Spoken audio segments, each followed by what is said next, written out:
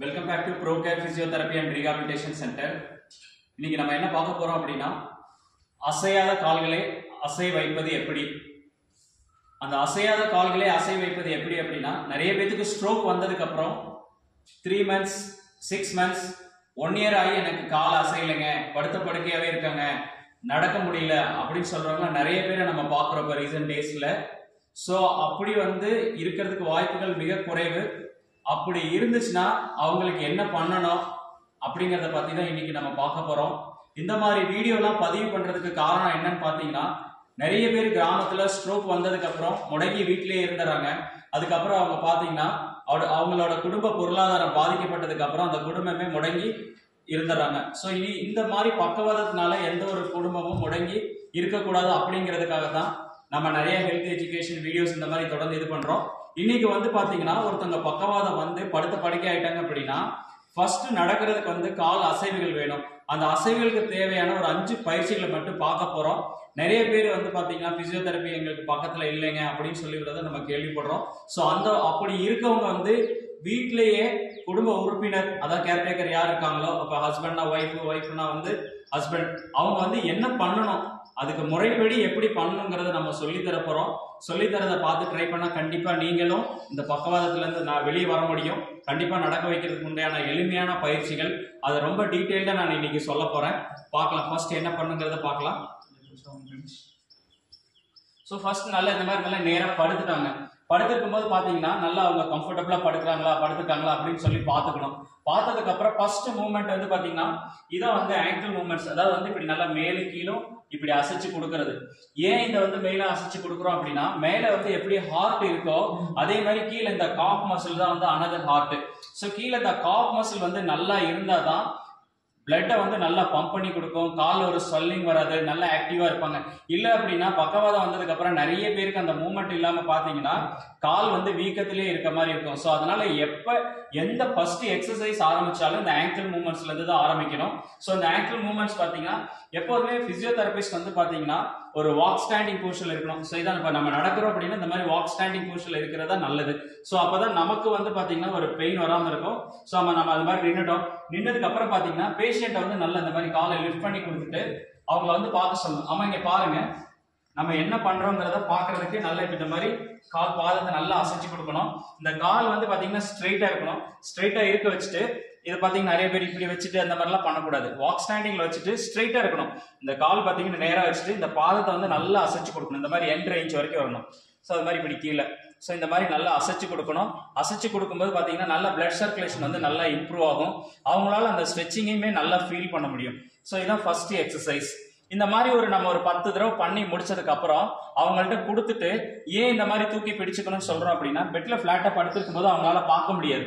இந்த மாதிரி வச்சுட்டு இப்ப ஆமா இந்த கால் பாதம் அசைங்க, இப்படி அசைங்க. வெரி குட், சூப்பர், நல்லா அசைங்க, வெரி குட். ஸோ இந்த மாதிரி இவங்க அசைக்கிறாங்க. ஸோ இவங்க நம்மள்ட்ட ட்ரீட்மெண்ட்டுக்கு பாத்தீங்கன்னா கிட்டத்தட்ட ஒரு 29 days ஆச்சு. ஒரு அசைவுமே இல்லாம இருந்துச்சு. இப்போ இந்த 29 days இந்த மாதிரி பண்ணி தான் இந்த மாதிரி மூவ்மெண்ட் நம்ம கொண்டு வந்திருக்கோம். ஆமா நல்லா அசைங்க, கீழே மேலே கொண்டு வாங்க.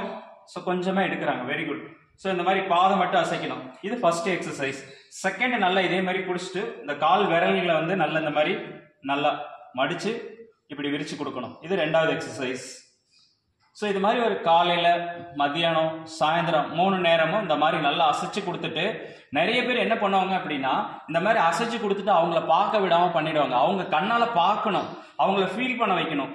ஃபீல் பண்ணாதான் இந்த மூவ்மெண்ட் நல்லா இம்ப்ரூவ் ஆகும். பிரெயின்ல நிறைய மோட்டார் நியூரான்ஸ் இம்ப்ரூவ் ஆக ஆரம்பிக்கும். ஆமா இப்ப கால் விரல அசைங்க, நல்லா மடிச்சு விடுங்க, வெரி குட், சூப்பர். பாருங்க இந்த மாதிரி கால் விரல நல்லா மடிச்சு இது பண்றாங்க. இது 2வது எக்ஸசைஸ். 3வது எக்ஸசைஸ் ரொம்ப முக்கியமான எக்ஸசைஸ். இதுதான் ஒரு பக்கவாதங்களுக்கு ரொம்ப முக்கியமான பயிற்சின்னு சொல்லணும். அதுக்கு அடுத்தபடியா இந்த மாதிரி கால் நல்லா படுத்ததுக்கு அப்புறம் இந்த காலை நல்லா நம்ம எவ்வளவு மடிக்க முடியுமோ நல்லா மடிச்சு இந்த மாதிரி எண்ட் ரேஞ்ச் வரைக்கும் நல்லா வந்துடணும். வந்ததுக்கு அப்புறம் இந்த காலை இந்த பொசிஷன்ல வச்சு அம்மா உதைங்க. இப்படி உதைக்க சொன்னா எப்படியாப்பட்ட பேஷண்டா இருந்தாலும் கண்டிப்பா உதைப்பாங்க. உதைங்கம்மா, பாருங்க எவ்வளவு உதைக்கிறாங்க. நல்லா அம்மா உதைங்க, இந்த மாதிரி உதைக்கணும். நல்லா உதைங்க, உதைங்க, வெரி குட், நல்லா உதைங்க. Very good. இந்த மாதிரி பண்ணோம் அப்படின்னா லேட்டர் ஸ்டேஜில் வந்து பார்த்தீங்கன்னா நீ பெண்டிங் வரலைங்க அப்படிங்கிறதுக்கு வாய்ப்பே இல்லை. ஸோ ஃபர்ஸ்ட் பாசிவாக பண்ணும்போது நம்ம நல்லா இந்த அளவுக்கு பண்ணிடணும். பண்ணிட்டு அவங்கள வந்து கொஞ்சம் அசிஸ்டடாக பண்ண வைக்கிறதுக்கு இந்த பொசிஷனில் நிறுத்திட்டு நல்லா உதைங்கம்மா, நல்லா உதைங்க, பலமாக உதைங்க. Very good. ஸோ இந்த மாதிரி நல்லா உதைக்க சொல்லணும். ஒரு 10 தடவையாவது நல்லா உதைக்க சொல்லணும். நல்லா உதைங்கம்மா. Very good. நல்லா உதைங்க. ஸோ இவங்களுமே பார்த்தீங்கன்னா ஒரு மூமெண்ட்டுமே இல்லாமல் இருந்தாங்க. இதை தான் சொல்லி சொல்லி சொல்லி சொல்லி நம்ம இந்த அளவுக்கு கொண்டு வர சொல்லியிருக்கோம். இப்படி நல்லா நல்லா உதைங்கம்மா. இன்னும் கொஞ்சம் உதைங்க. Very good. இன்னும் கொஞ்சம் உதைங்க. Very good. ஸோ இது உதைக்கிறது வந்து பார்த்தீங்கன்னா ஒரு 3வது எக்ஸசைஸ். அடுத்து 4வது எக்ஸசைஸ் வந்து பார்த்தீங்கன்னா இந்த காலை மடிச்சுக்கோங்கம்மா. இப்படி மடிச்சு வச்சுட்டு இடுப்போட சப்போர்ட்ல தான் செய்வாங்க. ஏன்னா மூவ்மெண்ட் 0 இருக்கவங்களால பண்ண முடியாது. இப்படி மடிச்சு வச்சிட்டோம் அப்படின்னா ரொம்ப ஈஸியா இருக்கும். ஆமா, இந்த காலை உள்ளார இழுங்க.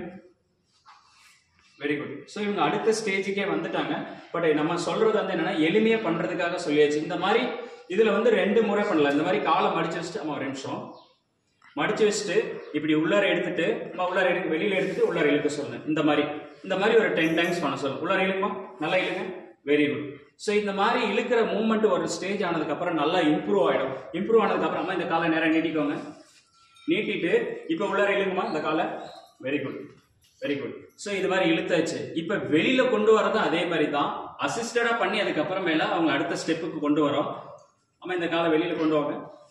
இப்போ இது எல்லாமே என்னன்னா ஹிப்பை அசிஸ்ட் பண்ணி பண்ணுவாங்க. ஹிப்பை அசிஸ்ட் பண்ணி பண்ணும்போது தான் அடுத்த லெவலுக்கு ஈஸியா போக ஆரம்பிக்க முடியும். ஸோ இந்த மாதிரி ஆமா வெளியில கொண்டு வாங்க.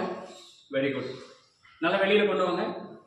Very good. இப்போ வந்து இப்போ இதே மூமெண்ட்டை காலை நீட்டி வச்சுட்டு இப்போ உள்ளார இருந்துட்டு அம்மா வெளியில கொண்டு வாங்க. Very good. ஸோ இப்போ இந்த 2யுமே சேர்த்து பண்ணோம். அடுத்த ஸ்டேஜ் ஓரளவுக்கு இது எல்லாமே பண்ண ஆரம்பிக்கிறாங்கன்னா அம்மா இந்த காலை உள்ளார கொண்டு வாங்க. Very good. வெளியில கொண்டு வாங்க. Very good. பாருங்க, இப்போ அவங்களே உள்ளாரே எடுக்கிறாங்க, வெளியிலையும் கொண்டு வாங்க. இந்த மாதிரி வந்துட்டாங்க அப்படின்னா இதுக்கு அடுத்த ஸ்டேஜ் பாத்தீங்கன்னா இதை என்ன பண்ணணும்னா இந்த காலம் அடிச்சு வச்சுட்டு அடுத்த மூமெண்ட் அம்மா இந்த காலை மேலே தூக்குங்க. Very good, super. கீழே வைங்கம்மா. Very good. காலை மேலே தூக்குங்க. Very good. ஸோ இந்த மாதிரி மேலே தூக்கும் போது இந்த கால் ஸ்ட்ரெயிட்டா இருந்துச்சுன்னா தான் மேலே ஸ்ட்ரெயிட்டா வச்சுட்டு தூக்க சொல்லணும். இந்த காலை இந்த மாதிரி எந்த ஒரு பர்சன் வந்து 10 டைம்ஸ் எந்த சப்போர்ட்டும் இல்லாம மேலே தூக்குறாங்கன்னா they are eligible for standing. Standing பண்றதுக்கு இந்த இது இல்லாம போறோம் அப்படின்னா கண்டிப்பா அது வந்து ஏதாவது ஒரு ப்ராப்ளத்துக்கு வர்றதுக்கான வாய்ப்புகள் இருக்கு.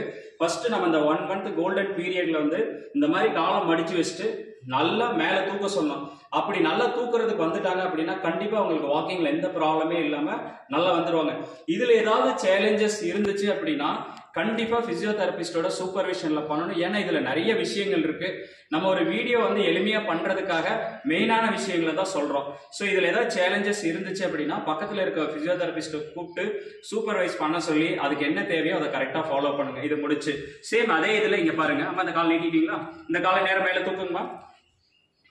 ஸோ இவங்க இப்போ பாத்தீங்கன்னா இந்த மாதிரி இம்ப்ரூவ் ஆகிறாங்க. அம்மா கீழே வைங்க. திருப்பி மேலே தூக்குங்க. Very good. இன்னும் கொஞ்சம் மேலே தூக்குங்கம்மா. அந்த கால் மடிக்க வேண்டாம். மடிக்காம காலை வச்சுட்டு மேலே தூக்குங்க. Very good. இப்போ இவங்களே பார்த்தீங்கன்னா ஒரு 3 தடவை பண்ணதுக்கு அப்புறம் 4வது முறை பண்ண முடியல. என்ன அப்படின்னா இந்த ஸ்டெப்பை வந்து எவ்ரிடே திருப்பி நம்ம ரிப்பீட் பண்ணும்போது இதுல இருந்து வெளியில வந்துருவாங்க. அடுத்த லாஸ்ட் இன்னொரு எக்ஸசைஸ் என்ன, இது ஒரு முக்கியமான பயிற்சி. அம்மா இந்த காலை மடிங்க. ஸோ இப்போ வந்து அவங்களுக்கு மேலே தூக்குறது நீ பெண்டிங்கை நம்ம என்கரேஜ் பண்ணோம். இப்படி என்கரேஜ் பண்ணதுக்கு அப்புறம் இந்த மாதிரி 2 காலையும் மடிச்சு வைக்க சொல்லணும். மடிச்சு வச்சுட்டு இடுப்பை நல்லா மேலே தூக்குங்கம்மா. இடுப்பை நல்லா மேலே தூக்குங்க. தூக்கிட்டு ஒரு 10 என்ற வரைக்கும் பிடிச்சிருக்கணும். 1 2 3 4 5 6 7 8 9 10 டவுன். கீழே வைங்க. இந்த பயிற்சி இடுப்பை மேலே தூக்குறது பெல்விக் லிஃப்டிங். இதை பார்த்தீங்கன்னா எவ்வளவு ஃப்ரீக்வெண்டா எத்தனை முறை பண்றாங்களோ அத்தனை முறையும் பார்த்தீங்கன்னா ஹிப்ல வந்து நல்லா கண்ட்ரோல் இம்ப்ரூவ் ஆகும். வாக்கிங் இனிஷியேட் பண்றதுக்கு மிக முக்கியமான பயிற்சியில இது ஒன்று. நல்லா இடுப்பை மேலே தூக்குங்கம்மா. Very good. 1 2 3 4 5 6 7 8 9 10. ஓகேங்க. ஸோ இந்த 5 பயிற்சி தவிர இன்னொரு பயிற்சி என்னன்னு பார்த்தீங்கன்னா ஹிப்பில் இருக்கிற வந்து ரொட்டேஷன் மூவ்மெண்ட். ரொட்டேஷன் மூவ்மெண்ட்டுக்கு வந்து பார்த்தீங்கன்னா இந்த மாதிரி பெண்டிங்ல வச்சுட்டு பண்ணா ரொம்ப நல்லது. அம்மா 2 காலம் இந்த பக்கம் தள்ளுங்க. இடுப்பு அந்த பக்கம் திருப்புங்க. Very good. தலை இந்த பக்கம் திருப்புங்க. என் பக்கம் பாருங்க. Very good. இப்போ தலை அந்த பக்கம் திருப்புங்க. இடுப்பு இந்த பக்கம் சாயுங்கம்மா. என் பக்கம். Very good. இந்த மாதிரி. ஸோ இந்த மாதிரி இந்த மூவ்மெண்ட்டையும் திருப்பி பண்ண வைக்கணும். அம்மா இடுப்பு அந்த பக்கம் தள்ளுங்க. தலை இந்த பக்கம் கொண்டு வாங்க. ஸோ இந்த மாதிரி அவங்கள பண்ண வைக்கணும். நம்ம பண்ணி தரதோட பேஷண்ட்டை ஃபீல் பண்ணி அவங்கள பண்ண வைக்கணும். ஆமா அந்த பக்கம் திருப்புங்க. தலையை திருப்புங்க. இடுப்பு இந்த பக்கம் கொண்டு வாங்க. Very good, very good. கால் நேரம் நீட்டிக்கோங்கம்மா. நீட்டிக்கோங்க. காலை நீட்டிக்கோங்க. Very good. ஸோ இந்த மாதிரி இந்த பயிற்சிகள் எல்லாத்தையுமே வந்து எப்படின்னா அவங்கள வந்து கண்ணால பார்க்க சொல்லிட்டு நம்ம பண்ணும்போது தான் அவங்களுக்கு ஒரு நல்ல ரெக்கவரி கிடைக்கும். இதுல முக்கியமான விஷயம் என்னன்னு பாத்தீங்கன்னா, பேஷண்ட் கோஆபரேட் பண்ண மாட்டாங்க, அவங்க கவனிக்க மாட்டாங்க அப்படின்னா கண்டிப்பா இந்த ஏரியால வந்து இந்த ஏரியாவை ஃபர்ஸ்ட் நல்லா ஃபோக்கஸ் பண்ணி பண்ண வைக்கணும். இந்த மூவ்மெண்ட்டை நம்ம ரீச் பண்ணாம ஸ்டாண்டிங்கோ வாக்கிங்கோ போக முடியாது. இந்த ஃபர்ஸ்ட் பிரைமரி ஸ்டெப்ஸ், இந்த ஸ்டெப்ஸ் இந்த எக்ஸசைஸை கரெக்டாக பண்ணால் மட்டும்தான் நம்ம ஸ்டாண்டிங் நல்லா வர முடியும், வாக்கிங்க்கு வந்து போக முடியும். ஸோ இந்த ஸ்டெப்ஸை யாரெல்லாம் கரெக்டாக நல்லா பண்ணுறாங்களோ அவங்க நல்லா ரெக்கவரி ஆகிடுவாங்க, வாக்கிங் நல்லபடியாக வந்துடும். அப்படி யாராவது வாக்கிங்கில் ஏதாவது சிரமங்கள் இருந்துச்சுன்னா இந்த ஸ்டெப்ஸில் வந்து எங்கேயாவது ஒரு மிஸ்டேக் இருக்குது அப்படிங்கிறது அர்த்தம். இப்போ இந்த இடுப்பை நம்ம சுத்த சொன்னதுக்கு காரணம் வந்து என்னன்னு பார்த்தீங்கன்னா, நிறைய பேர் வாக்கிங் பண்ணும்போது என்ன பண்ணுவாங்கன்னா இப்படி இடுப்பு இப்படி ரொட்டேட் பண்ணி நடப்பாங்க.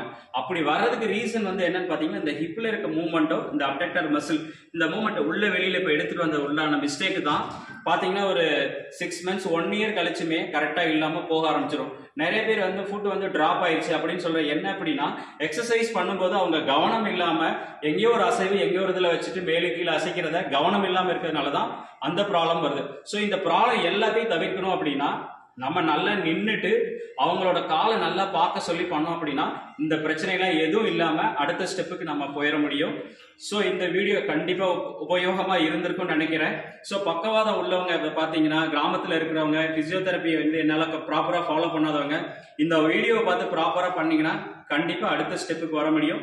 அடுத்த வீடியோவில் வந்து கை இதே மாதிரி ஒரு கை அசைவு இல்லாமல் இருந்துச்சுன்னா அந்த கையை எப்படி அசைவு வைக்கிறதுங்கிறது அடுத்த வீடியோவில் பார்க்கலாம்.